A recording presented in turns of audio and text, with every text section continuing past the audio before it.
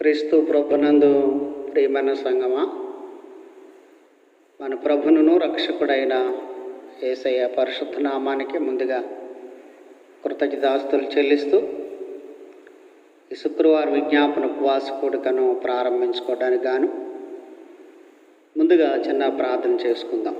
మహోన్నతుడ, ప్రేమగల మా తండ్రి, నీ పరిశుద్ధ నామానికి వేలాది వందనాలు, స్తుతులు, స్తోత్రాలు చెల్లించుకుంటున్నాను. మా ప్రభు 6 నెలలు ప్రభు మమ్మల్ని అందరినీ సంరక్షించి కాపాడి 7వ నెల 2వ రోజు మొదటి శుక్రవారం విజ్ఞాపన కూడిక దయచేసిన దేవా మీకు వందనాలు చెల్లిస్తున్నాం తండ్రి. ఎంతమంది అయితే ప్రభు ఈ వాక్యం వింటూ ఉన్నారో, ఈ ఆరాధనలో పాల్గొంటున్నారో వారందరినీ దీవించమని, నీ వాక్యమును ధ్యానం చేస్తుండగా నాకును వింటున్న సంఘానికి మీరు తోడుగుండమని, ఆరాధన ప్రారంభిస్తుండగా మీరే సహాయం చేసి నడిపించమని యేసయ్య పరిశుద్ధ నామమును బట్టి ప్రార్థించి అడుగుతున్నాను పరమ తండ్రి, ఆమేన్.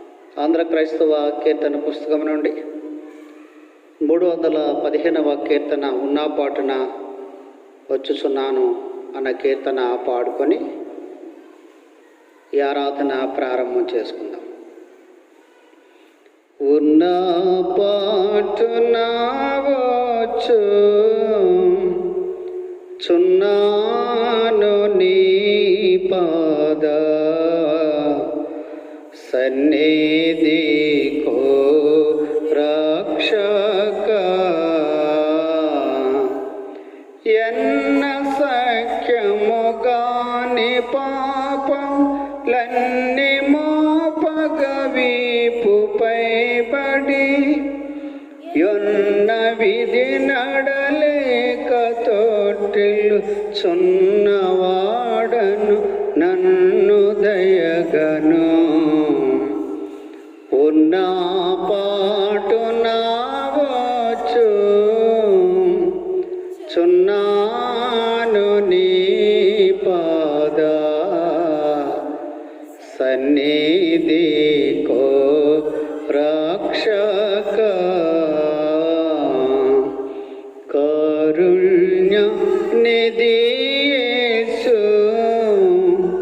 నా రక్షక, నీ శరీరక్తము చిందుట భూరిదయతో నన్ను నీదర్ జేరరమ్మని పిలుచుటయుని స్కారణపు నీ ప్రేమ ఇది మరి వేరే హేతువు లేదు నాయడా. ఉన్నా పాటున వచ్చు చున్నాను నీ పాద సన్నిధికో రక్షక, కడుబీద వాడనం దుడను దౌర్భాగ్యుడను చెడిపోయి పడియున్నాను.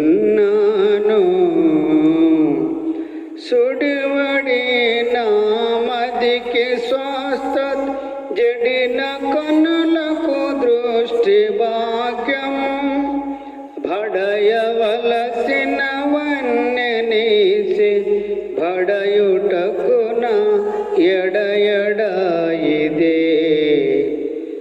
ఉన్నా పాటున వచ్చు చున్నాను నీ పాద సన్నిధికో రక్షక, దరిలేని ఆనంద కరమైన నీ ప్రేమ తరమే వర్ణన చేయను.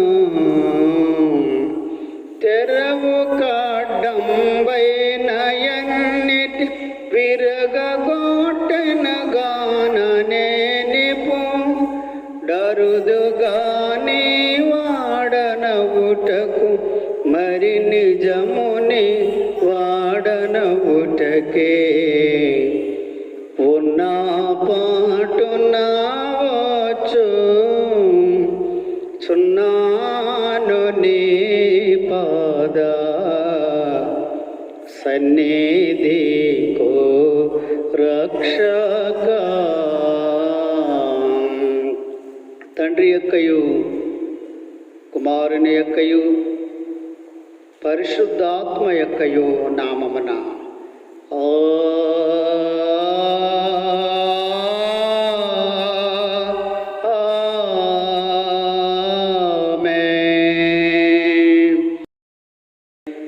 ప్రభు మమ్మను కనికరింపుము. క్రీస్తు మమ్మను కనికరింపుము.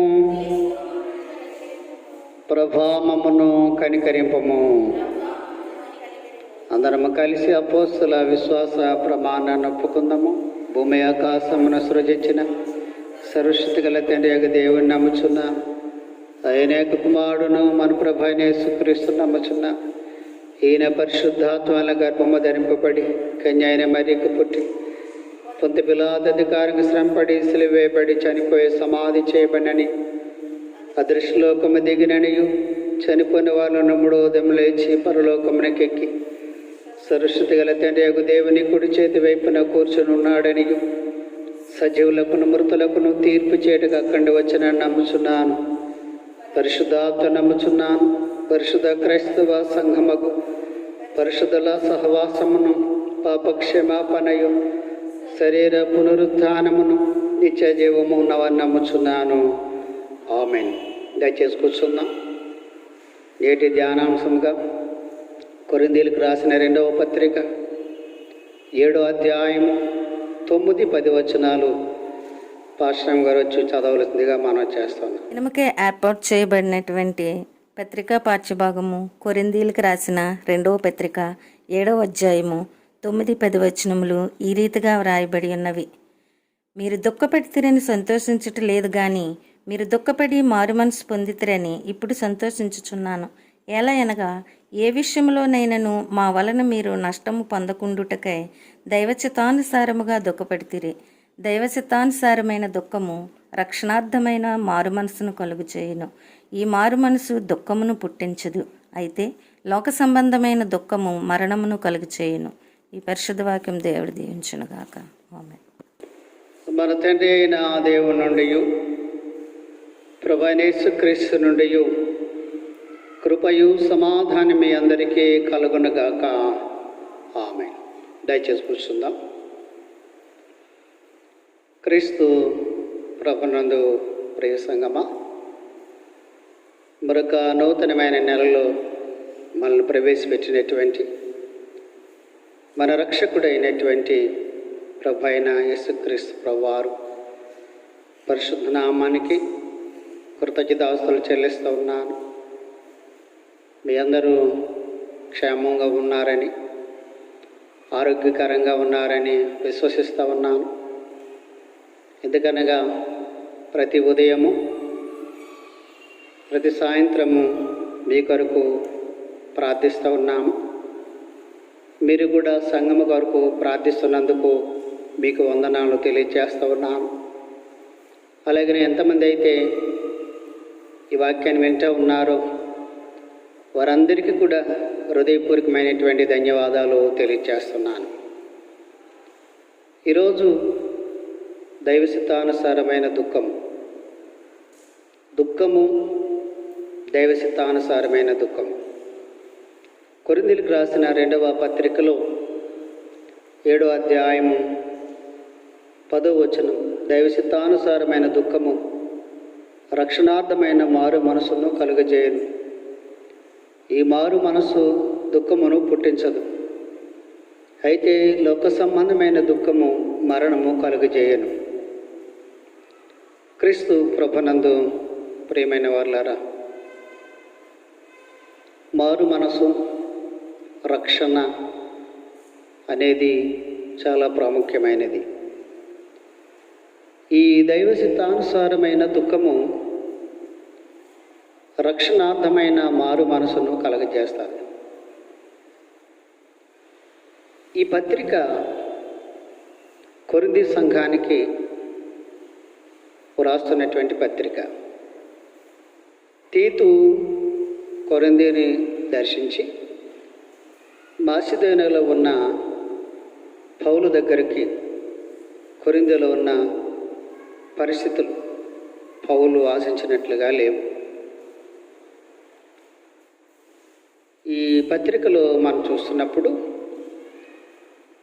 కొరింథీయులకు 2వ పత్రికలో 2వ అధ్యాయము 12-13 వచనాలు మనం చదివినట్లయితే, క్రీస్తు సువార్త ప్రకటించుటకు నేను త్రోయకు వచ్చినప్పుడు ప్రభునందు నాకు మంచి సమయము ప్రాప్తించి ఉండగా సహోదరుడైన తీతు నాకు కనబడినందున నా మనసులో నెమ్మది లేక వారి యొద్ద సెలవు తీసుకుని అక్కడి నుండి మాసిదోనియాకు బయలుదేరితిని. వాక్యమును సువార్తను ప్రకటించడానికి త్రోయకు వచ్చినప్పుడు అక్కడ మంచి సమయం దొరికింది అని పౌలు ఆశించాడు. కానీ అక్కడ తీతు లేకపోవడం వల్ల అతని మనసులో నెమ్మది లేకపోయింది. అక్కడ పరిస్థితులు బాగోలేనటువంటిగా కనబడుతున్నాయి. తీతుతో ఈ కఠినమైన లేఖనం రాసి కొరింథీయులకు పౌలు పంపిస్తున్నాడు. ఎందుకు ఈ ఉత్తరం రాస్తున్నాడని చూసినట్లయితే, ఆ సంఘములో వర్గములు, కలహములు, అపవాదులు అధికముగా కనిపిస్తూ ఉన్నాయి.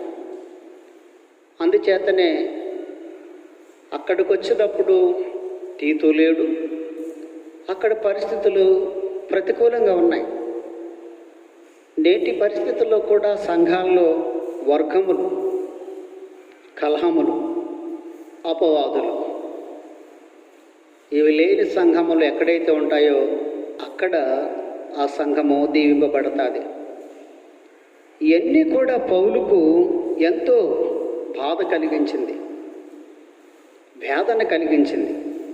అంచేత ఈ లేఖ రాస్తున్నట్లుగా ఇక్కడ మీకు తెలియజేస్తున్నాను.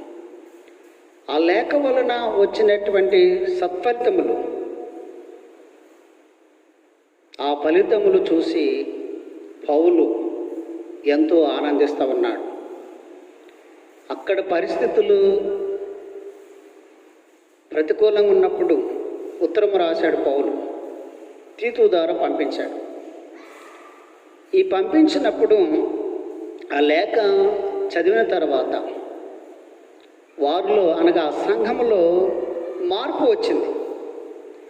ఈ మార్పును చూసి తన మహానందాన్ని వ్యక్తపరుస్తున్నాడు అపోస్తలుడైన పౌలు. తీతు ద్వారా వచ్చినటువంటి మారు మనసు అంటే పశ్చాత్తాపమును గూర్చి తెలుసుకుని పౌలు ఎంతో ఆనందిస్తూ ఉన్నాడు. ఈరోజు చదవబడిన లేఖన భాగంలో కొరింథీయులకు రాసినటువంటి 2వ పత్రికలో 7వ అధ్యాయము 9వ వచనం మనం చూసినప్పుడు, మీరు దుఃఖపడితేరని సంతోషించడం లేదు, కానీ మీరు దుఃఖపడి మారు మనసు పొందితేరని ఇప్పుడు సంతోషిస్తున్నాం.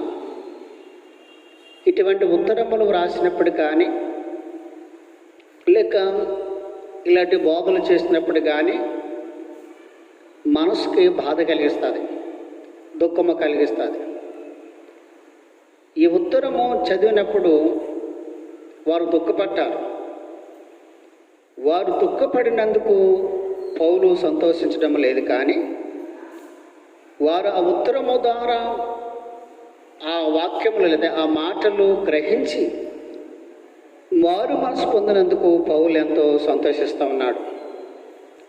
దేవుని సంఘమా, దేవుని ప్రియమైనటువంటి వారలారా, దేవుని వాక్యము మనలో ఎప్పుడైతే ఫలిస్తుందో, మనలో ఎప్పుడైతే మారు మనసు కలగజేస్తుందో, ప్రభు కూడా మనం చూసి సంతోషిస్తాడు. కనుక ఈ ఉత్తరము సత్ఫలితాలను ఇవ్వడం చూసి పౌలు ఎంతగానో ఆనందించినట్లుగా మనం చూస్తున్నాం. పౌలు గారు లోకానుసారమైనటువంటి దుఃఖము తాత్కాలికమైనది, దైవ సిద్ధానుసారమైన దుఃఖము స్థిరముగా ఉంటుందని ఈ వాక్యం ద్వారా తెలియజేస్తున్నాడు. స్థిరమైన మారు మనసు కొరింథీలో వచ్చినందుకు పౌలు మరొకసారి ఆనందాన్ని వ్యక్తపరుస్తున్నాడు. ప్రభు కూడా మనల్ని చూసి మనము అట్టి రీతిగా మనం జీవించినట్లయితే ఆయన కూడా మన పట్ల ఆయన సంతోషిస్తాడు. అనగా వారిలో కలిగిన పశ్చాత్తాపము అంటే అర్థం ఏంటంటే వారిలో కొన్ని చెడుతనములు వాటిని విసర్జించి తప్పుడు మార్గముల నుండి వైదొలిగి ఇంతకుముందు ఎన్నడూ లేనంతగా హృదయపూర్వకంగా దేవుని వైపు తిరిగారు. అందుకే పౌలు సంతోషిస్తున్నాడు. ఈ వాక్యాన్ని బట్టి మీకు తెలియచేసేది ఏంటంటే పశ్చాత్తాపపడాలి.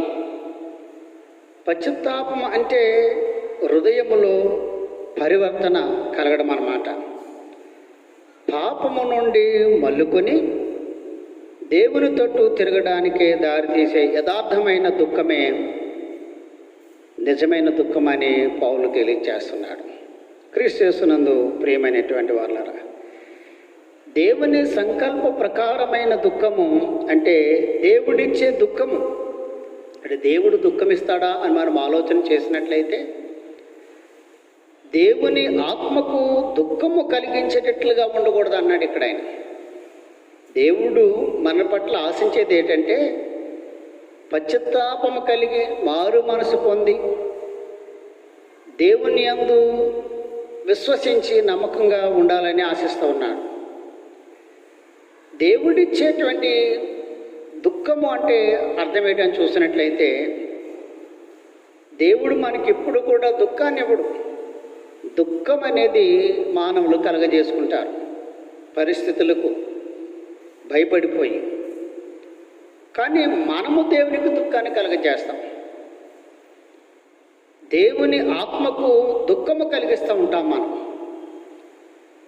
మనమేమనుకుంటామంటే దేవునికి వ్యతిరేకంగా జీవిస్తూ దేవుడు దుఃఖాన్ని కలగజేస్తున్నాడు అని భావిస్తూ ఉంటాం. కనుక విశ్వాసముకి అనగా విశ్వాసులకి కలిగేటటువంటి దుఃఖము మనం గమనించినట్లయితే మనము దేవునికి దుఃఖము కలగజేస్తున్నాం, కానీ దేవుడు మనకు దుఃఖాన్ని కలగజేయడు. మనము దుఃఖపడవలసింది ఏంటంటే దైవసిద్ధానుసారమైన దుఃఖము. దేవునిలో మన పాపములు ఒప్పుకొని పశ్చాత్తాపడాలంటాడు. దేవునికి మనము కలిగించే దుఃఖము ఎఫెసీయులకు రాసిన పత్రికలో ఎఫెసీ సంఘానికి పౌలు రాస్తూ చెప్తాడు.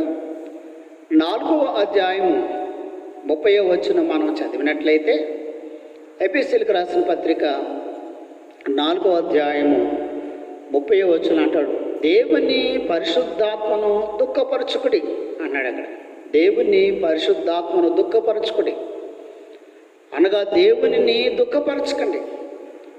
ఎప్పుడు మనము దేవునికి దుఃఖం కలిగిస్తామండి? ఎప్పుడైతే మనము దేవునికి వ్యతిరేకముగా జీవిస్తామో అప్పుడు పరిశుద్ధాత్మకు దుఃఖము కలిగించేటటువంటి వారుగా ఉంటాం మనం. కనుక దేవుని వైపునకు తిరిగి ఎప్పుడైతే మనము మారు మనసు పొందుతామో, పాపి అయినటువంటి వాడు తన పాపమును విడిచి దేవుని తట్టు తిరుగుతాడో అప్పుడే నిజమైనటువంటి మారు మనసు పొందిన వ్యక్తిగా మనం చూస్తుంటాం. అపోస్తల కార్యాల గ్రంథంలో మనం చూసినట్లయితే 3వ అధ్యాయము 26వ వచనంలో ఒక వాక్యాన్ని మనం చదువుకుందాం. అపోస్తల కార్యాల గ్రంథం 3వ అధ్యాయము 26వ వచనం, దేవుడు తన సేవకుని పుట్టించి అనగా లేపి మీలో ప్రతి వానిని వాని దుష్టత్వము నుండి మళ్లించడం వలన మిమ్మల్ని ఆశీర్వదించుటకు ఆయన మొదట మీ యొద్దకు పంపానని చెప్పాను. దేవుడైన యెహోవా ఎందుకు తన సేవకుడైనటువంటి తన కుమారుడైనటువంటి యేసుక్రీస్తు ప్రభువుని పుట్టించారు అంటే ప్రతివాడు కూడా దుష్టత్వము నుండి మళ్లింపబడ్డానికి, దుష్టత్వము నుండి మళ్లింపబడి ఆశీర్వదింపబడ్డానికి యేసుక్రీస్తు ప్రభువాన్ని లోకంలో ఆయనకి పంపించున్నారు.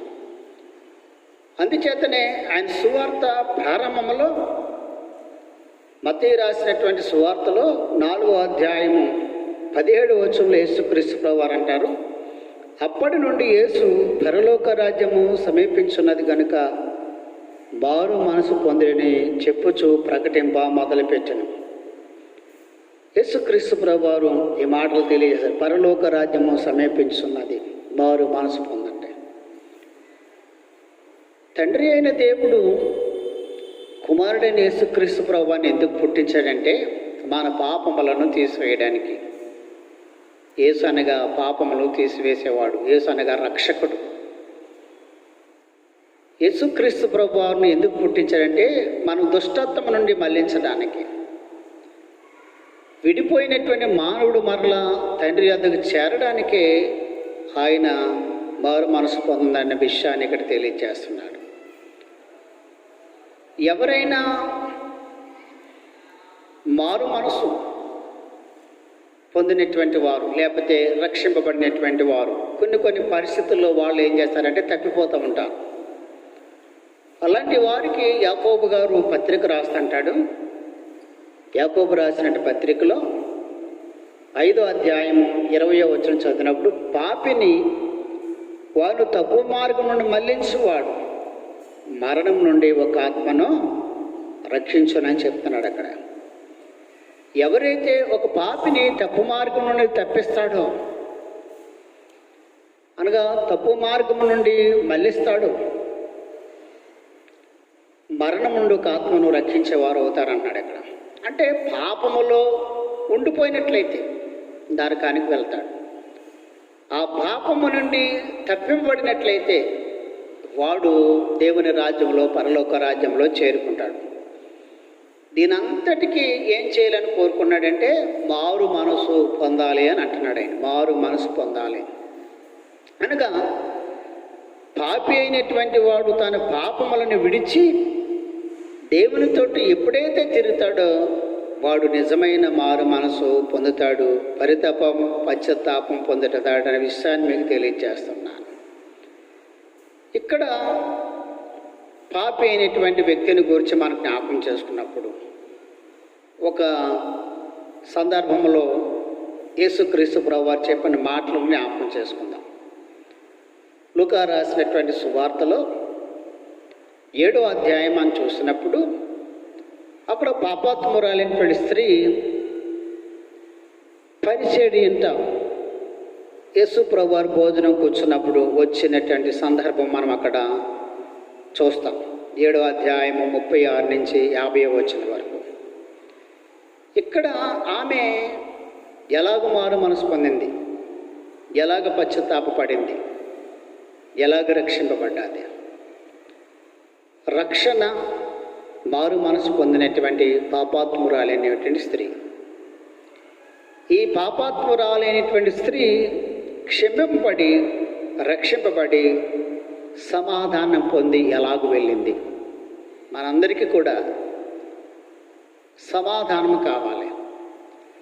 సమాధానము ఇవ్వడానికి యేసుక్రీస్తు ప్రభువారు లోకంలోనికి వచ్చారు. రక్షించడానికి యేసుక్రీస్తు ప్రభువారు లోకంలోనికి వచ్చారు. పాపములను మళ్లించడానికి యేసుక్రీస్తు ప్రభువారు లోకంలోనికి వచ్చారు. నశించిన దాన్ని వెదకరెక్కించడానికి యేసుక్రీస్తు ప్రభువారు లోకంలోనికి వచ్చున్నారు. ఈ పాపాత్మురాలైనటువంటి స్త్రీ పరిచర్య ఇంట భోజనం కూర్చున్నటువంటి యేసయ్య దగ్గరకు వచ్చింది. యూదులలో గొప్పవారి గృహాల్లో విందు ఆరగించడానికి ఆరుబయట ఏర్పాటు చేస్తారు. ఎందుకంటే బోధకులను ఆహ్వానిస్తారు కనుక. ఆ బోధకులను ఆహ్వానించినప్పుడు ఆ విందుకు వచ్చేవారు అనేక మంది ఉంటారు. వారికి ఆ వాక్యము వినబడేటట్లుగా బహిరంగంగా విందును ఏర్పాటు చేస్తారు. అలాగనే ఈ పరిచయుడు కూడా విందును ఆరుబయట ఏర్పాటు చేశాడు. పాపాత్మురాలైనటువంటి స్త్రీ కూడా ఆ ప్రదేశంలోకి వచ్చినప్పుడు ఆమె కూడా అభ్యంతరం లేదు, ఎందుకంటే ఆరు బయట ఆ విందుని ఏర్పాటు చేశారు కనుక ఆమె కూడా యేసుక్రీస్తు ప్రభువారి బోధ వినడానికి వచ్చింది. కనుకను అక్కడికి వచ్చినటువంటి గురువులకు లేదా బోధకులకు అతిథులకు అతిథి మర్యాదలు చేస్తారు. అంటే ఆహ్వానిస్తే ఆహ్వానింపబడినటువంటి వారిని ఆ ఇంటి వారు ఆప్యాయతను అనురాగాన్ని చూపిస్తూ ఉంటారు. ఈ ఆహ్వానింపబడినటువంటి వ్యక్తి పరిచయుడు. ఈ పరిచయుడు ఏం చేశాడని చూసినట్లయితే యేసుక్రీస్తు ప్రభువారు ఆ విందుకు ఆహ్వానించాడు, కానీ ఆయనకి ఏ విధమైనటువంటి అతిథి మర్యాదలు చేసినట్లుగా మనకు కనపడదు. వారు సాంప్రదాయము ఏంటంటే అతిథి భుజములపై చేయి వేసి ప్రేమ ముద్దు పెడతారు. బోధకులను గౌరవించే పద్ధతి అది.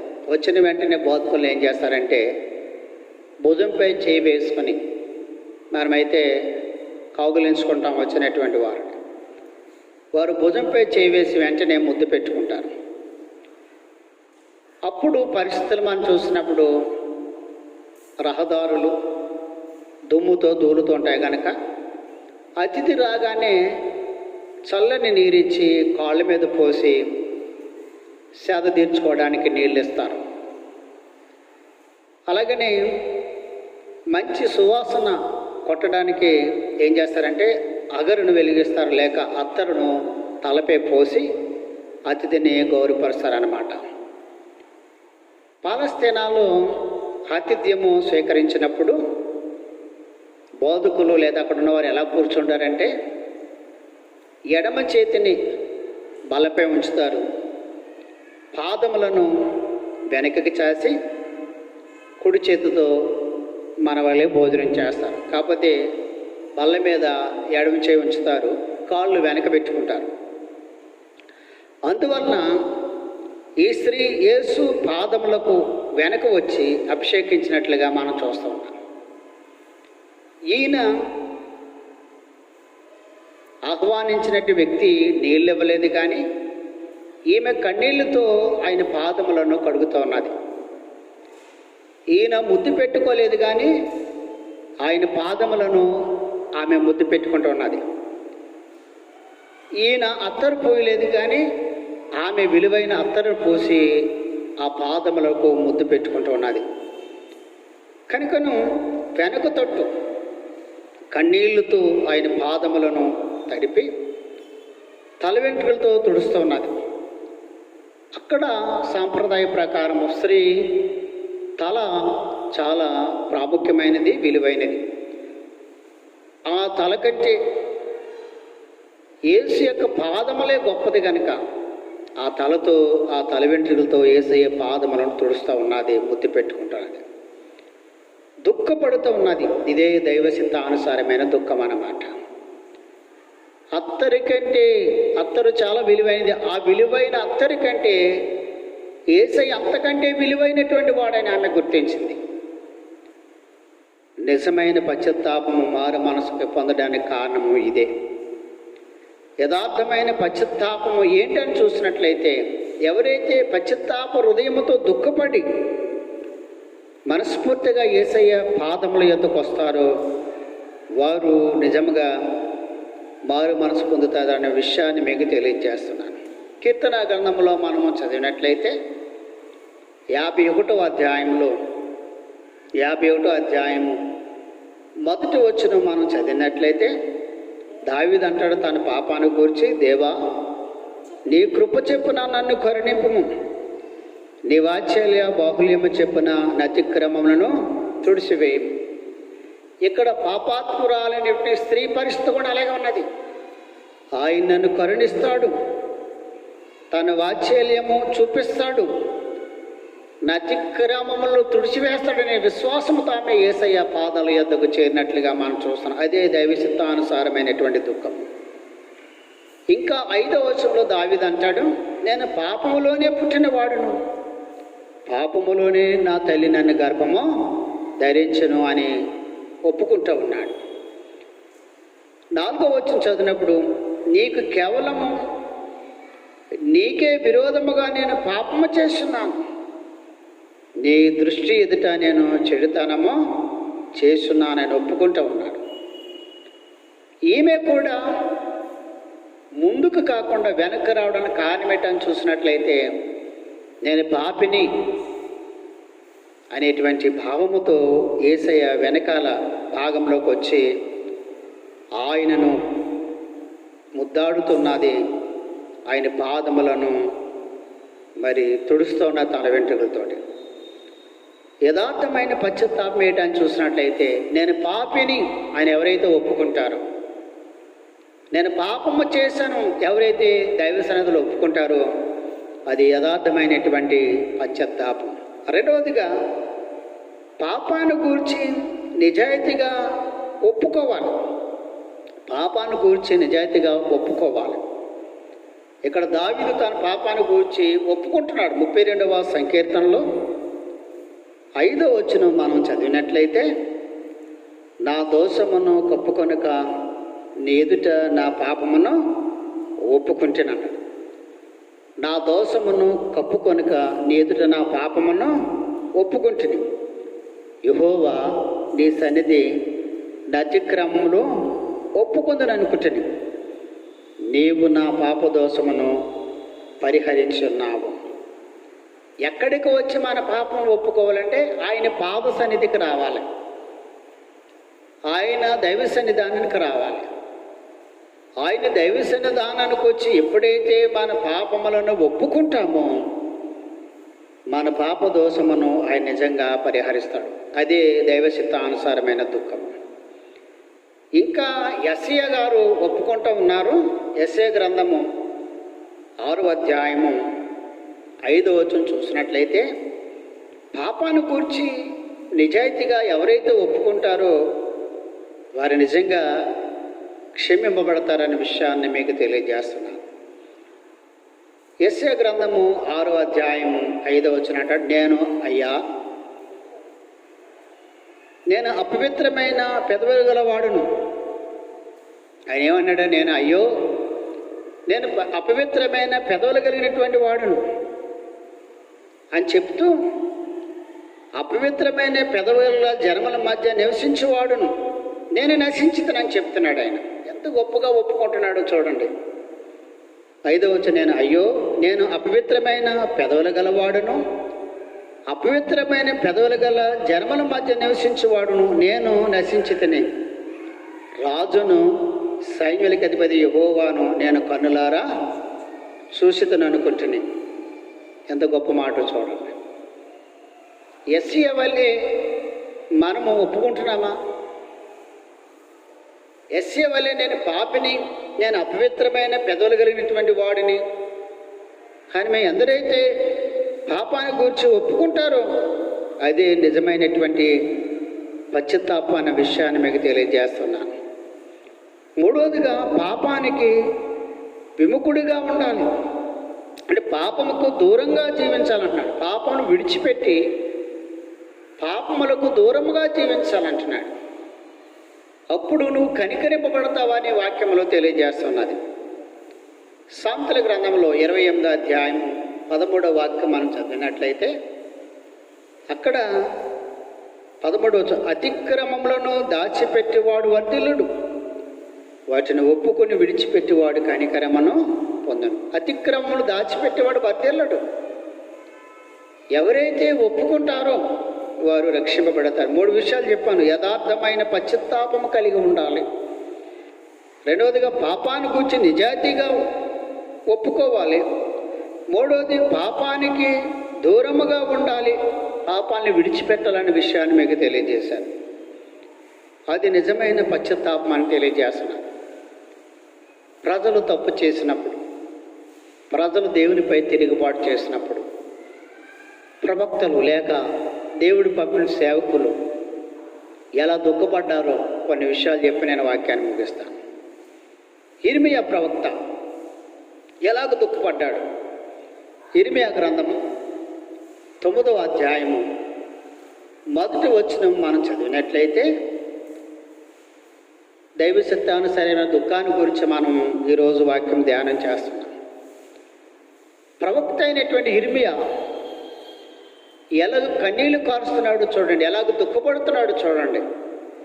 1వ వచనం, నా జనులలో హతమైన వారిని గూర్చి నేను దివారాత్రము కన్నీళ్లు విడిచినట్లు నా తల జలమయముగాను నా కన్ను కన్నీళ్ళు ఊటగాను ఉండునుగాక అని దుఃఖపడుతూ ఉన్నాడు. ఈ మాటలు తెలియజేస్తున్నారు. ఎందుకు జనుల గురించి కన్నీరు కారుస్తున్నాడంటే వారు అక్కడున్న పరిస్థితులను బట్టి, ఇప్పుడు ఎలాగైతే ఈ లోకంలో ఉన్న పరిస్థితులకు దూరం అయిపోయి, ఎవరికి దేవునికి దూరం అయిపోయి ప్రాణాలు కాపాడుకుందామన్నట్లుగా, లేకపోతే ఈ లోక సంబంధంగా ఇంకా జీవించాలనే ఆశతో ఇప్పుడు పరిస్థితులు ప్రజలు ఎలాగైతే ఉన్నారో అప్పుడు పరిస్థితులు కూడా యూదులు దేవునికి దూరమై తిరుగుబాటు చేసిన జనాంగంగా మనం చూస్తున్నాం. క్రీస్తు యేసునందు ప్రియమైనటువంటి వాళ్ళరా, అటువంటి పరిస్థితుల్లో దేవునికి దూరమైనప్పుడు దేవునికి మొరపెట్టకుండా, దేవుని సన్నిధికి రాకుండా వారి ఇష్టానుసారమైన జీవితము జీవించి లోక పరిస్థితులకు భయపడిపోయి దేవునికి దూరంగా ఉన్నప్పుడు వారు ఏమయ్యారని చూసినట్లయితే అనేక మంది హతమైపోయినట్లుగా ఇక్కడ మనం చూస్తున్నాం. వాళ్ళు అనేక మంది హతమైపోతే దివారాత్రము కన్నీళ్ళు విడిచినట్లుగా మనం చూస్తున్నాం. దివారాత్రము కన్నీళ్ళు విడిచినట్లుగా మనం చూస్తున్నాం. నా తల జలమయముగాను నా కన్ను కన్నీళ్ళు ఊటగాను ఉండును కాక. ఎంతగా ఆ ప్రజల నిమిత్తము ఇర్మియా దుఃఖపడుతూ ఉన్నాడు. మనము మన విషయమే దుఃఖపడుతూ ఉన్నామా? దేవా, ఇన్నాళ్ళు నేను నీకు దూరంగా ఉన్నాను, నన్ను క్షమించని పశ్చాత్తాపడుతూ ఉన్నామా? దేవా, నాకు అనుకూలమైన పరిస్థితులు ఉన్నప్పటికీ కూడా నీకు దూరంగా జీవిస్తున్నానని చెప్పేసి ఎవరైనా ఒప్పుకుంటూ ఉన్నారా? అలా ఒప్పుకోకపోతే నీ పాపము నిన్ను ఏం చేస్తుందని చూసినట్లయితే హతము చేసే పరిస్థితుల్లో తీసుకుని వెళ్తాది. కీర్తన గ్రంథములు మనం చూసినప్పుడు ఇక్కడ ఇర్మియా ఎలాగైతే కన్నీళ్లు కారుస్తూ ఉన్నాడో తన పాపమును గూర్చి దావీదు కూడా కన్నీరు కారుస్తున్నాడు. ఎట్లాగని చూసినట్టయితే కీర్తన గ్రంథం 6వ అధ్యాయం 6వ వచనంలో, నేను మూలుగుచ్చు అలసి ఉన్నాను, ప్రతి రాత్రి కన్నీరు విడుచు నా పరుపు తేలజేస్తున్నాను. ప్రతి రాత్రి కూడా ఆయన ఏడుస్తూ ఉంటుంటే, ఆయన దైవచిత్తానుసారంగా దుఃఖపడుతూ ఉంటుంటే ఆయన ఏడుపుకి ఆయన పండుకున్నటువంటి పరుపు తేలిపోతున్నదంట.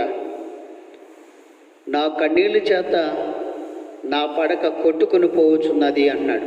నా కన్నీళ్ళ చేత అంటే ఎంతగా దుఃఖించాడు, ఎంతగా కన్నీరు కార్చాడో తన పాపం నిమిత్తం. అంటే నేను దేవునికి వ్యతిరేకముగా నేను పాపము చేశాను అని చెప్పేసి అక్కడ ఆయన ఈ మాటలు వ్రాస్తున్నట్లుగా మనం చూస్తున్నాం. ఇంకా ఇర్మియా గ్రంథంలోన 14వ అధ్యాయము 17వ వచన భాగం మనం చదివినట్లయితే, నీవి వారితో చెప్పవలసిన మాట ఏదనగా, నా జనుల కన్యక గొప్ప ఉపద్రవం వల్ల పీడింపబడి ఉన్నది, ఘోరమైన గాయము నొంది ఉన్నది, దివారాత్రము మానక నా కన్నుల నుండి కన్నీరు కారుచున్నదని చెప్పారు. దివారాత్రము కూడా ఎందుకు? ఇక్కడ కన్యక అనగా సంఘము, కన్యక అనగా యూదా జనాంగం ఉపద్రవం వల్ల పీడింపబడుచున్నది. ఉపద్రవములు, విపత్తులు, వరదలు కానివ్వండి, లేదా భయంకరం తుఫాన్లు కానివ్వండి, కరువులు కానివ్వండి, రోగములు కానివ్వండి, ఇటువంటి వాటి వల్ల ప్రజలు పీడింపబడుచున్నప్పుడు వారు గాయము నొందుతూ ఉన్నారు, ఘోరమైన గాయమును. దివారాత్రము మానక నా కన్నులు నుండి కన్నీరు కారుచున్నదని చెప్తున్నాడు. దైవ చిత్తానుసారముగా దుఃఖపడుతున్నాడు. అయ్యో, నా ప్రజలకి ఇలాంటి పరిస్థితులు వచ్చాయని చెప్పేసి ప్రతి సేవకుడు కూడా ప్రతి సంఘమును కొరకు ఇలాగనే బాధపడతాడు. సంఘము ఎప్పుడైతే క్రమము తప్పిందో, సంఘం ఎప్పుడైతే దేవునిని దూరంగా ఉంటుందో, ఉపద్రవములు, కష్టములు, శోధనలు, విపత్తులు వచ్చినప్పుడు దేవునికి దూరముగా ఉండి దేవుని దగ్గరికి రాకుండా పశ్చాత్తాపడుకున్నట్లయితే ఆ దైవ సేవకుడు ఎంతో బాధపడతాడు, వారి కొరకు ప్రార్థన చేస్తాడు. ఎందుకు ఇర్మియా బాధపడుతున్నాడు, ఇర్మియా ఎందుకు దుఃఖపడుతున్నాడు అని చూసినట్లయితే ఎవ్వరు కూడా నశించిపోట దేవునికి ఇష్టం కాదు. కనుకను ఇంకను ఇర్మియా గ్రంథంలోనే 31వ అధ్యాయములో 15-16 వచనాలు మనం చదివినట్లయితే అక్కడ అన్నాడు, యెహోవా ఇలాగు సెలవిచ్చున్నాడు, ఆలకించుడి. రామాలో అంగలార్పును మహారోదన ధ్వని వినబడుచున్నది. రాహేలు తన పిల్లలను గూర్చి ఏడ్చుచున్నది. దేవుని సంగమా, దేవుని ప్రియమైన వాళ్ళ, రామాలో అంగలార్పును మహారోదన వినబడుచున్నది. ఇప్పుడు ప్రపంచమంతా కూడా మహారోదనతో భయంకరమైనటువంటి ఈ కరోనా వల్ల అనేక మంది రోదన ధ్వనులు వినబడుతున్నాయి, అనేక మందివి. అలాగనే రాహేలు తన పిల్లల గురించి ఏడ్చుచున్నది. యాకోబు భార్యని రాహేలు. ఎవరో పిల్లలంటే ఇశ్రాయేలీలు. తన బిడ్డల గురించి రాహేలు ఏడుస్తున్నది. ఆమె పిల్లలు లేకపోయినందున ఆమె వారిని గూర్చి ఓదార్పు పొందనల్లుకున్నదని చెప్తున్నాడు ఇక్కడ ఆయన. ఓదార్పు పొందలేకపోతాం తన పిల్లలు దూరంగా ఉండడం వల్ల. యెహోవా ఈ ఆజ్ఞిస్తున్నాడు, ఏడవక ఊరుకొనుము, కన్నీళ్లు విడుచుట మానుము, నీ క్రియ సఫలమై జనులు శత్రువు దేశం నుండి తిరిగి వచ్చేదురు. ఇదే యెహోవా వాక్కు.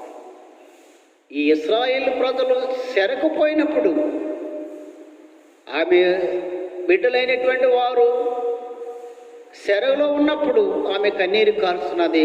దేవుడు అభయమిస్తూ ఉన్నాడు, ఏడవక ఊరుకొనము, కన్నీళ్ళు విడుచుట మానము. దేవుడు నిన్ను కూడా ఓదారుస్తాడు.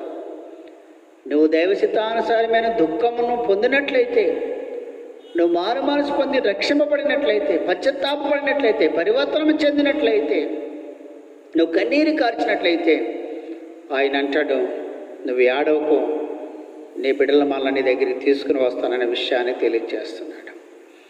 క్రీస్తునందు ప్రియమైనటువంటి వాళ్ళారా, కొరింథీయులకు రాసినటువంటి 2వ పత్రికలో 2వ అధ్యాయము 4వ వచన భాగం మనం చదివినట్లయితే, కొరింథీయులకు రాసినటువంటి 2వ పత్రిక 2వ అధ్యాయము 4వ వచనం ఇలా రాయబడినది, మీకు దుఃఖము కలగవలనని కాదు కానీ మీ ఎడల నాకు కలిగిన అత్యధికమైన ప్రేమను మీరు తెలుసుకునే వాళ్ళని నిండు శ్రమతోనూ మహావేదనతోనూ ఎంతో కన్నీరు విడిచుచు మీకు వ్రాసితిని. పౌలు గారు ఎందుకు రాశారండి ఉత్తరం? మొదలు చెప్పాను నేను. పౌలు గారు ఎందుకు రాశారు? వారికి దుఃఖాన్ని కలగజేయాలని, వారు మనసులను బాధ పెట్టాలని కాదు. దైవ సేవకులని మేము కూడా పదే పదే దైవ సన్నిధికి రండి, దేవుని ఎదుకు రండి, మీరు దూరంగా ఉండకండి అని ఎందుకు చెప్తామంటే, ఏది మిమ్మల్ని బాధ పెట్టాలనో ఇబ్బంది పెట్టాలనో మీరు దుఃఖపడాలనో ఉద్దేశంతో దైవ సేవకుడు చెప్పడు. కానీ ఇగో మీ ఎడల నాకు కలిగిన అత్యధికమైన ప్రేమను బట్టి దైవ సేవకుడు సంఘాన్ని ఎందుకు హెచ్చరిక చేస్తాడంటే, ఆ సంఘం మీద ఉన్నట్టు ప్రేమ. ఇర్మియా ఎలా కన్నీరు కార్చాడు, దావీదు ఎందుకు కన్నీరు కార్చుతున్నాడు, అలాగే పౌలు ఎందుకు కన్నీరుతో ఉత్తరం రాస్తూ ఉన్నాడు. మీలో పరివర్తన రావాలని, మీరు మారు మనసు పొందాలని, మీరు పశ్చాత్తాపపడాలని దేవుడు తన కుమారుని ఎందుకు పుట్టించాడు? మనం దుష్టత్వం నుండి మళ్లించడానికే కదా, మనం మారు మనసు పొంది రక్షింపబడడానికే కదా. అందుకే హెచ్చరికమైన మాటలు దైవ సేవకులు బోధిస్తూ ఉంటారు. అలా బోధించలేదంటే మీ మీద ఆ దైవ సేవకుని ప్రేమ లేనట్లే. ఏ దైవ సేవకుడైతే గద్దించి బుద్ధి చెప్పి ఇది మార్గం అని చెప్తాడో ఆ దైవ సేవకుడికి ఆ సంఘం మీద ప్రేమ ఉన్నదన్నమాట. కనుక నిండు శ్రమతోను మహావేదనతోను ఎంతో కన్నీరు విడిచొచ్చు మీకు ఉత్తరము నేను వ్రాస్తా ఉన్నాను.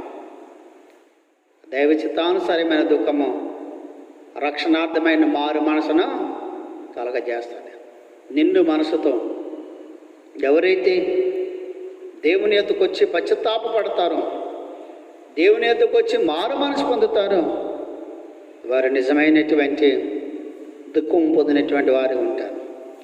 నాలుగోదిగా మనం చూసినట్లయితే పాపాన్ని అసహించుకునే వారుగా ఉండాలి.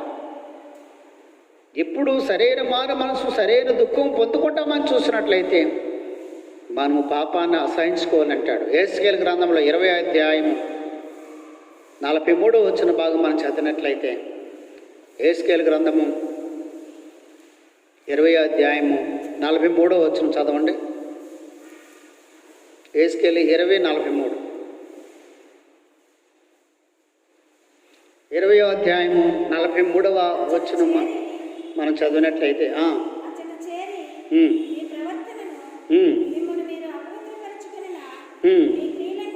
మీ క్రియలన్నిటినీ మనసునకు తెచ్చుకొని మీరు చేసిన దుష్క్రియలు బట్టి మిమ్మల్ని మీరే అసహించుకుందరు. మీరు చేసిన దుష్క్రియలను మీరే అసహించుకుంటారు. అది తెలిసినప్పుడు. అందుకే యోబు గారు ఇంకా స్పష్టంగా రాస్తూ ఉన్నారు. యోబు గ్రంథము 42వ అధ్యాయము 6వ వచనం మనం చదివినట్లయితే అక్కడ అంటాడు ఆయన, కావున నన్ను నేను అసహించుకొని ధూళిలోను బూడిదలోను పడి పశ్చాత్తాపపడుచున్నాను అన్నాడు. అక్కడ మనం చేసినటువంటి కార్యములు, మనం చేసినటువంటి తప్పులు తెలుసుకుని మనం ఎప్పుడైతే మనల్ని మనం అసహించుకుని దేవుని ఎద్దుకు వస్తామో మనము క్షమింపబడతాం.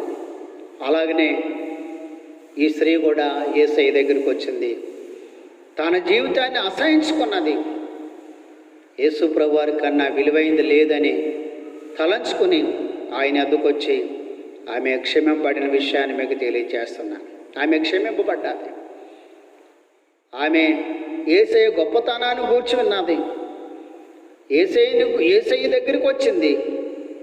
యేసయ్యను పిలిచినటువంటి పరిచయుడు నిర్లక్ష్యం చేశాడు. కానీ ఈమె మాత్రము దైవచిత్తానుసారమైన దుఃఖము పొంది ఆయన ద్వారా రక్షింపబడినట్లుగా మనం చూస్తున్నాం. క్రీస్తు యేసునందు ప్రియమైనటువంటి వారు, ఆమె ఇలాగూ చేయడానికి కారణము అనగా యేసు కన్నా ఈ విలువైనది అత్తరు కాదని గ్రహించింది కనుకనే, నేను పాపినని గుర్తించింది కనుకనే యేసయ్య పాదముల దగ్గరకు వచ్చింది. మనం ఎవరి యొద్దకు రావాలంటే, మన పాపములకు ప్రాయశ్చిత్తం కలిగించుకోవాలంటే యేసయ్య పాదముల యొద్దకు రావాలి. లూకా రాసిన సువార్తలో మార్తా మరియా లాజరు గృహం దగ్గరకు వచ్చినప్పుడు 10వ అధ్యాయం మనం చూసినప్పుడు అక్కడ 39వ వచనంలోనే ఆమెకు మరియాను సహోదరుడెను. ఆమె యేసు పాదముల యొద్ద కూర్చుండి ఆయన బోధ వినుచుండెను. మార్త విస్తారమైన పని పెట్టుకుని చేత తొందరపడి ఆయన వద్దకు వచ్చి, ప్రభువా, నేను ఒంటరిగా పనిచేయటకు నా సహోదరుని విడిచిపెట్టిన నీకు చింత లేదా అని ఆమె మాట్లాడుతూ ఉన్నది. కొందరు ఈ లోక సంబంధమైన పనులతో ఉంటుంటారు. కానీ యేసయ్య పాదముల యొద్ద కూర్చుని మరియ వాక్యం ఏంటంటే, ఆ మరియను గూర్చి యేసు ప్రభువారు అన్నారు. అందుకు 47 ప్రభు, మార్తా మార్తా, నీవు అనేక పనులు కూర్చి విచారం కలిగి తొందరపడుచున్నావు, కానీ అవసరమైన ఒక్కటే, భార్య ఉత్తమమైన దాన్ని ఏర్పరచుకున్నాను, అది ఆమె యొద్ద నుండి తీసివేయబడు. నీ ఎప్పుడైతే వాక్యం యొద్దకు వస్తావో, ఆయన సన్నిధానానికి వస్తావో, తప్పనిసరిగా అది చాలా ప్రాముఖ్యమైనదనే విషయాన్ని మీకు తెలియజేస్తున్నాడు. ఇక్కడ పరిచయుడు అనుకుంటున్నాడు మనసులో, దేటి పాపి అయినటువంటి స్త్రీ ఆయన దగ్గర కూర్చుంటే ఈయన ప్రవక్త అయినట్లయితే, బోధకుడైనట్లయితే గుర్తించను కాదా అనుకుంటున్నాడు. కానీ అతనిలో ఉన్నటువంటి ఘోర వ్యాధి ఏమైనదని చూసినట్లయితే, ఆయన బోధకుడు, రక్షకుడు, ఆయన ప్రవక్త అని గుర్తించకపోవడము అతనిలో ఘోరమైన ఒక వ్యాధి లక్షణం అన్నమాట. ఆయనను ఆహ్వానించి ఆయనను భోజనానికి పిలిచి ఆయనకి అతిథి మర్యాదలు చెయ్యకపోవడము అతనికి ఉన్నటువంటి ఘోర వ్యాధి. అతనిలో ఉన్న ఘోర వ్యాధి ఏంటని చూసినట్టయితే, ఘోరమైన వ్యాధి లక్షణాలు ఏంటంటే అనుమానించడం, అవమానపరచడం, ప్రేమించకపోవడం, తప్పును ఒప్పుకోకపోవడం, దేవుణ్ణి ఆశ్రయించక నరులను ఆశ్రయించే నరుల మీద ఆధారపడడం. ఇవి అతనిలో ఉన్నటువంటి గొప్ప వ్యాధి అన్నమాట. ఈ వ్యాధి ఎవరిలో అయితే ఉంటుందో అనగా ఆహ్వానించకూడదు, గౌరవించకపోవడం, తెలుసు కూడా అందుకంటాడు మేలైనది ఎరుగు అలాగూ చేయవానికి ఏం కలుగుతుందంటే పాపము కలుగుతుందని యాకోబు పత్రికలో రాస్తున్నాడు. మేలైనది ఏంటో మనం గ్రహించాలి.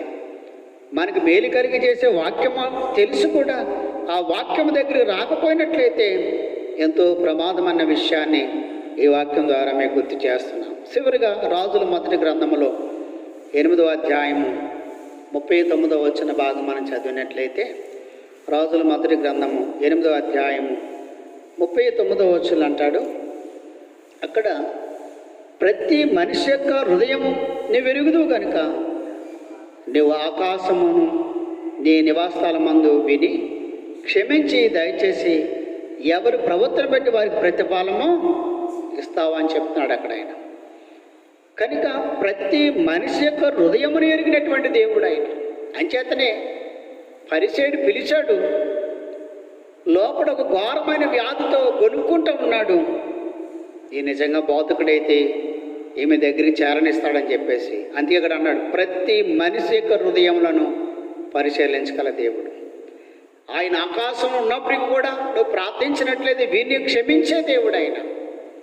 ఎప్పుడైతే పశ్చాత్తాపడతావో, ఎప్పుడైతే పశ్చాత్తాపడి దైవ చిత్తానుసారం దుఃఖమును నువ్వు పొందుకుంటావో, నీ హృదయములు ఉన్నటువంటి అనగా సీమను హృదయములు ఉన్నటువంటి ఆ యొక్క పాపాన్ని, ఆ రాష్ట్రాన్ని అతను దాచుకున్నాడు. కానీ ప్రభు ఎరుగుదుడు కనుకనే ఎవరు ప్రభుత్వం బట్టి వారికి ఆయన ప్రతిఫలం ఇస్తాడన్న విషయాన్ని వాక్యం తెలియజేస్తాం.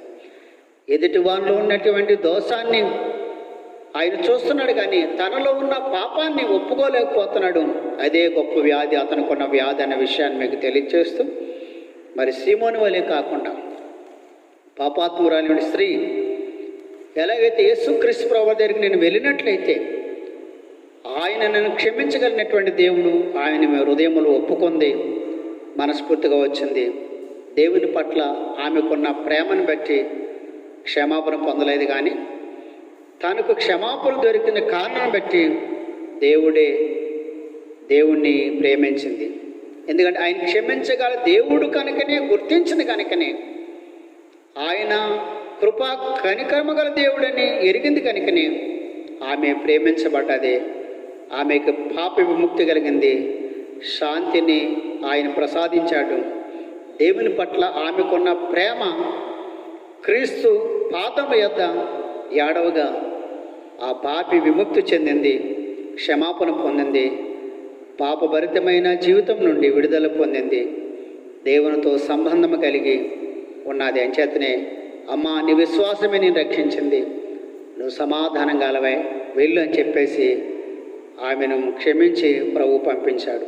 మనము కూడా మన పాపం మనం ఒప్పుకొని దైవ చిత్తానుసారంగా దుఃఖపడినట్లయితే ఈ దైవ చిత్తానుసారమైన దుఃఖమే రక్షణార్థమైన మారు మనసును కలగచేస్తుంది. అప్పుడు మన జీవితాలకు సమాధానం కలుగుతుంది, పరలోక రాజ్యంలో స్థానం మనకు కలుగుతుంది. అట్టి కృప పరిశుద్ధాత్మ దేవుడు మనందరికీ అనుగ్రహించి ముందుకు నడిపించను గాక. ఆమేన్. ప్రార్థించుకుందాం. పరిశుద్ధుడు ప్రేమగల మా తండ్రి, నీ పరిశుద్ధ నామానికి వేలాది వందనాలు స్తుతులు స్తోత్రాలు చెల్లిస్తున్నాం ప్రభా. ఈ 2021వ సంవత్సరం 6 నెలలు మమ్మల్ని సంరక్షించి మా తండ్రి, 7వ నెల 2వ దినం మా తండ్రి మొదటి శుక్రవారం ఆరాధన ఇటు రీతిగా మేము నీ నామం బట్టి గణపరచడానికి ఇచ్చిన కృపను బట్టి వందనాలు చెల్లిస్తున్నాం ప్రభా. దైవ చిత్తానుసారమైన దుఃఖము కలిగి రక్షణార్థమైన మారు మనసు పొంది మా తండ్రి, నీ పాద సన్నిధికి చేరిన దేవస్థాన దానిలోకి వచ్చి మా తండ్రి మా పాపను మేము ఒప్పుకున్నట్లయితే పరివర్తన చెందుతాము, మారు మనసు పొంది రక్షింపబడతాం తండ్రి. అట రక్షణ అనుభవం కలిగినటువంటి వారికి ఉండగలటానికి ప్రభా ఈ వాక్యం ద్వారా మమ్మల్ని బలపరచమని ప్రార్థిస్తున్నాం తండ్రి. సంఘంలో ఉన్న పరిస్థితులను బట్టి పౌలు ఉత్తరం రాశాడు మా తండ్రి, నేటి పరిస్థితులు కూడా అలాగే కనపడుతుండగా ప్రభా నీ చిత్తమైతే పరిశుద్ధాత్మ ద్వారా మా తండ్రి ఈ వాక్యం ద్వారా ప్రతి ఒక్కరిని కూడా బలపరిచి మా తండ్రి ఈ వాక్యం ద్వారా వారిని మారు మనసు కలగజేసి రక్షింపబడి బిడ్డలుగా ఉండడానికి పరలోక రాజ్యంలోకి ప్రవేశించేటువంటి అర్హులుగా ఉండడానికి ప్రభా ఈ వాక్యాన్ని ప్రతి వారి హృదయంలో నాటింపజేయమని ప్రార్థిస్తున్నాం తండ్రి. ఎంతమంది అయితే వీక్షిస్తూ ఉన్నారో వింటూ ఉన్నారో వాళ్ళందరినీ దీవించను మా తండ్రి. మా ట్రెజరర్ గారు, పిసిసి వారు, సంఘ పెద్దలు, శ్రేణి సమాజం, యూత్ వారిని, సండే స్కూల్ బిడ్డలను, సంఘం అంతటా మీరు దీవించమని ప్రార్థిస్తున్నాం తండ్రి. ఈ ఆరాధనలో పాల్గొన్న వారు దీవించండి. మాకును, మా కుటుంబంలో, మా బిడ్డలకు, అలాగే మా ప్రభు ఎంతమంది అయితే ప్రభు ఈ వాక్యం వింటున్నారో ప్రతి కుటుంబంలో, ప్రతి సంఘమును దీవించమని ప్రార్థిస్తున్నాం తండ్రి. దేవా ఈ సమయంలో మా తండ్రి మరి ముఖ్యంగా మా ప్రభు ఎవరైతే అనారోగ్యంతున్న వారందరినీ స్వస్థపరచమని ఏఎల్స్ అధ్యక్షులు, ఉపాధ్యక్షులు, సినడ్ అధ్యక్షులు, సినడ్ ఉపాధ్యక్షులు, నాతోటి కాపర్లందరి కొరకు ప్రత్యేకంగా ప్రార్థిస్తున్నాం ప్రభా. నీ పరిచర్యలు ప్రతి ఒక్కరి ముందుకు నడిపించమని, దేశ నాయకులు, ప్రజలను అందరినీ మీరు దీవించమని, నోరు లేని ప్రాణులకు కావలసిన ఆహారం మీరు అనుగ్రహించమని మా తండ్రి. నేను గత కాలంలో పనిచేసినటువంటి సంఘములు పనిచేసిన కాపురాన్ని విశ్వాసం మీరు దీవించమని, ఈరోజు ఎవరైతే బర్త్డే, మ్యారేజ్, చచ్చిపోచారు వారిని బట్టి మీకు వందనాలు చెల్లిస్తాం మా తండ్రి. మరలా వచ్చే సంవత్సరం నీ కాపుదలు దాయించింది మా తండ్రి. ఈ దినము ప్రభా రేపు మమ్మల్ని అందరిని సమర్పించి ప్రభా ఎల్లుండి ప్రభా 4వ తేదీన మా తండ్రి నీ పరిశుద్ధ ప్రభురాత్రి సంస్కార ఆరాధన ఆచరించడానికి మా తండ్రి నీ కృప మాకును, మా సంఘాలకు అనేక మంది మీకు అనుగ్రహించమని, అంత పర్యంతం ఏ శోధలు లేకుండా మమ్మల్ని కాపాడమని యేసయ్య పరిశుద్ధ నాన్నబడి ప్రార్థించాడు సున్నాను పరమ తండ్రి. ఆమేన్. పరలోకమందున మా తండ్రి నీ నామం పరిశుద్ధ వచ్చబడిగాక, నీ రాజ్యం వచ్చుగాక, నీ చిత్తం పరలోకమందు నెరవేర్చినట్టు భూమి అందు నెరవేరినిగాక. మా నిధి నాన్నడు మాకు దయచేయం. బడల అపరాధం వచ్చేసరికి క్షమించిన ప్రకారం అపరాధము క్షమించం. శోధనలు తేక కీడిని తెప్పించం. రాజ్యము, శక్తియు, మహిమయు నిరంతరం నీవైనావు తండ్రి. ఆమేన్. మన తండ్రి అయిన దేవుని ప్రేమయు, కుమారుడైన యేసుక్రీస్తు కృపయు, పరిశుద్ధాత్మ దేవన్యోను సహవాసం ఎప్పుడు ఎల్లప్పుడూ సదాకాలము ఈ వాక్యం వింటున్న బిడ్డలకు, ఈ ఆరాధనలు పాల్గొనే వారందరికీ మీరు తోడయ్యుండును గాక. ఆమేన్. ఆశీర్వాదంబుల్ మా మీద వర్షింపజేయుమిసా, ఆశతో నమ్మియున్నాము నీ సత్య వాగ్దాతము. హే మాహే మీద కృమ్మారించుమో దేవా, క్రమ్మార ప్రేమ వర్షంబు కృమ్మారించుమో దేవా. ఆమేన్. మీ అందరికీ మరొకసారి నా ప్రత్యేకమైన ధన్యవాదాలు తెలియజేస్తున్నాను. దేవుడు మిమ్మల్ని అందరినీ దీవించి ఆశీర్వదించును గాక. ఆమేన్.